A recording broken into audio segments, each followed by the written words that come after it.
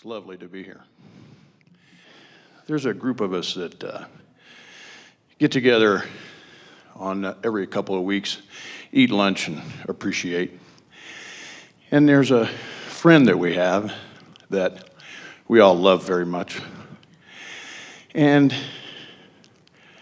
she has been unemployed for a couple years and shows up every week and orders whatever she chooses. And the rest of us pay for it. And it's to the point where it's become irritating. I don't care about whether I put 20 bucks in the kitty for her, or at least I say I don't. Obviously I do.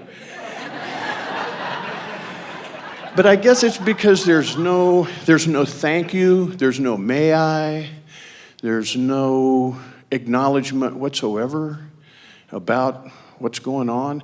And I'm just at a place where I've run it through my mind so many times. I appreciate what I've heard today of just letting it is what it is. She is who she is. And I gotta have something in my head that's gonna help me with this because it's driving me nutty. Let's walk through it and see if we can sort it out together.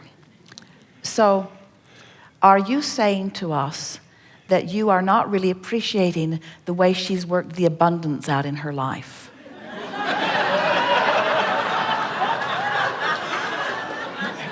I have many times said to her what an amazing creator she is, you know? The story that we've been telling for a number of years, haven't told it lately, but this really begs for it, is imagine going to a department store with a little girl who is just excited about life, and she is feeling appreciation for everything she sees. In today's terminology, we would say she's in the vortex. So from her vortex perspective, she's appreciating and reveling and loving and adoring. And you are in the vortex also. And can't you just feel yourself inspired to do anything and everything that you can think of to make this appreciative little girl feel even more delicious about her life experience? But now imagine a little girl who's with you who is just ornery and demanding and not appreciative. And wouldn't you find yourself not only not wanting to offer something, but wanting to sort of get out of there? An entirely different thing is being evoked from you. Right. So in our analogy, the little girl has this vibration going on to which you are responding. And if it is a vibration of alignment, then it aligns with your vibration of alignment, and there's no sacrifice, because the only thing that you can ever sacrifice is your alignment. If you believe in the limited pie, which you don't, but in this setting it feels a little bit like it. Right. If you believe in the limitation of the pie that has been manifested, then you can feel uncomfortable about the way it's being divvied out. But when you understand that there is this unlimited, infinite pie, then there's no competition. Then there's no worry about anything. Then there's just this graceful unfolding amongst those who are playing together. You began your segment here by talking about this woman who you all love. And we are certain that in the vortex nature of the relationship as it began was really in place, so that you were inspired from inside the vortex to share your unlimitedness with someone.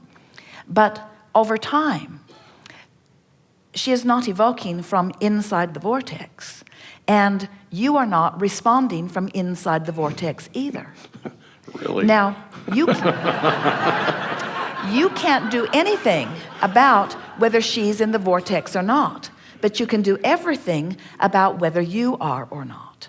And what we've noticed is that from inside the vortex, you aren't necessarily inspired to fork over anything that anybody is needingly asking for. In other words, from inside the vortex, it's always inspired, and you can always feel when the inspiration is there.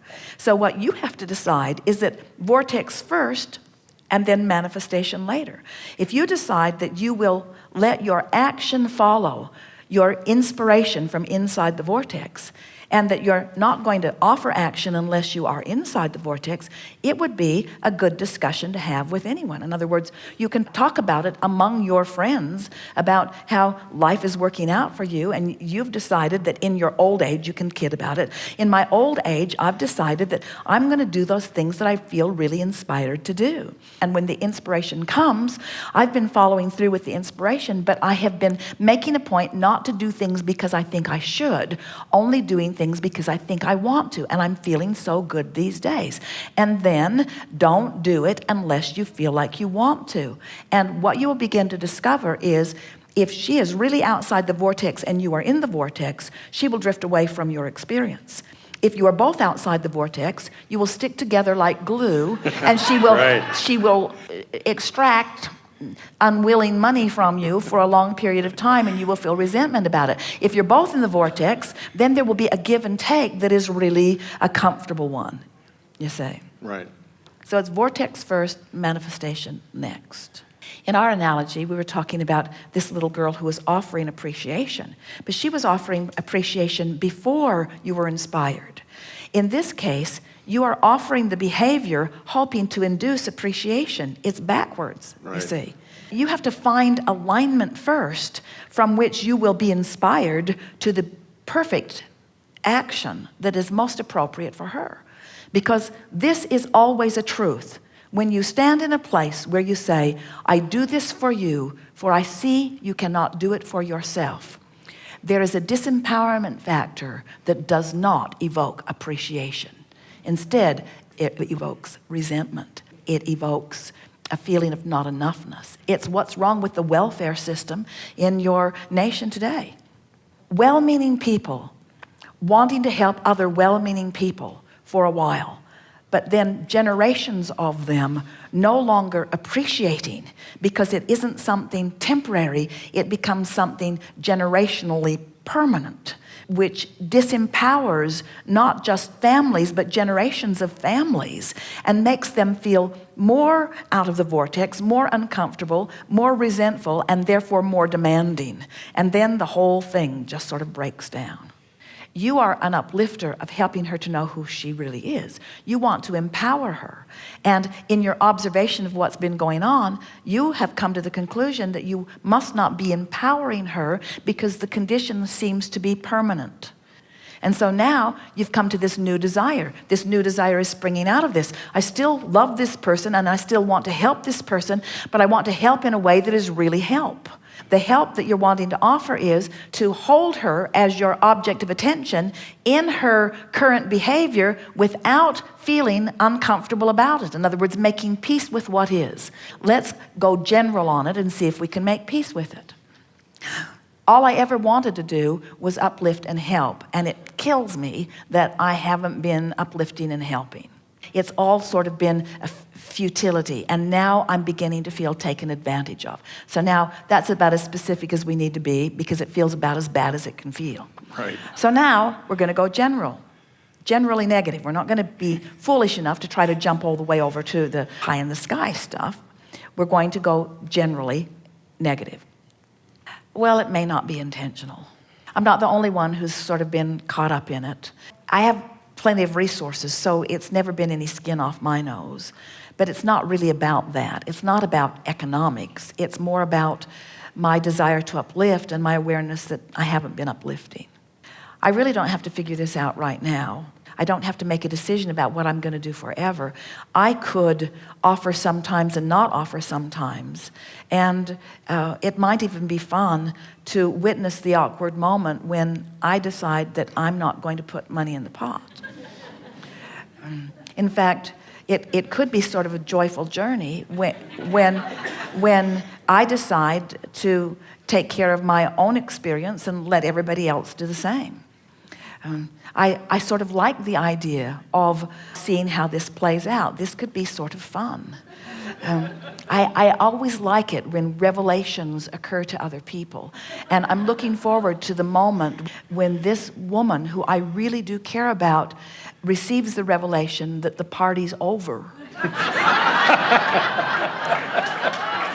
As far as I'm concerned, I'm not going to withhold my awareness of her, and I'm not going to withhold my appreciation of her, and I'm not going to withhold my ability to uplift her, but I am going to withhold my enabling of her weakness. I'm going to see her as stronger than that. I'm going to practice expecting her to get hold of her own experience. It's going to be so much fun the day I witness her offering to buy lunch for all of us, or even her putting in her own.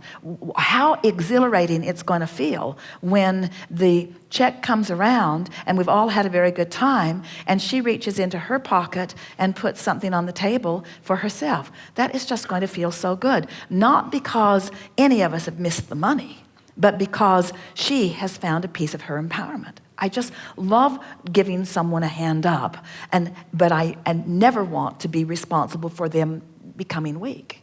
I so am an uplifter, and I so appreciate any opportunity I have to discover what true empowerment and true upliftment is. And I believe with everything that I am, that attention to someone's weakness only adds to their weakness, while attention to someone's strength adds to their strength. And I've been needing her to show me some strength so that I could have a knee-jerk response to her strength. And then I'm annoyed that all she's showing me is weakness, so I'm having a knee-jerk response to her weakness. And all along, what I'm discovering is it's my knee-jerk response to my own strength or weakness. My knee-jerk response to my own ability to see it the way I want to see it. Right. Now you're almost at the point where you could begin rampaging. Life is really a kick in the pants. We're all interacting with each other in so many funny ways. It's really fun to get a handle on all of this. And most of all, this is insight into what's going on with me more than it is insight into what's going on with her. Now I'm understanding that I can perceive life with my inner being fully integrated within me, or I can perceive a moment in time without. I've been having some manifested moments without my inner being, without my inner being fully functioning within me, because I've been letting this be my excuse to withhold from myself my true resources. What it really is about is you finding a way to make peace enough with anything that is, that you are not using it as your excuse to deprive yourself of your full connection. Right. So what she's giving you is an opportunity to fully manifest the fullness of who you are without her changing anything. And Right. that is unconditional love. She is giving you the gift of the discovery of unconditional love. And that's worth about 1 million breakfasts, we'd say. I knew that was in there someplace. I knew this was about me, not about her. Yeah. I understood that from the get-go. It always is. Right. It always is. Right. When I discover that she doesn't have to change in order for me to find a better feeling emotion, I've found freedom. Right. And I found it in a really comfortable, easy way. Well said. Thank you very much. And by the way, we all love you. There is great love here for all of you.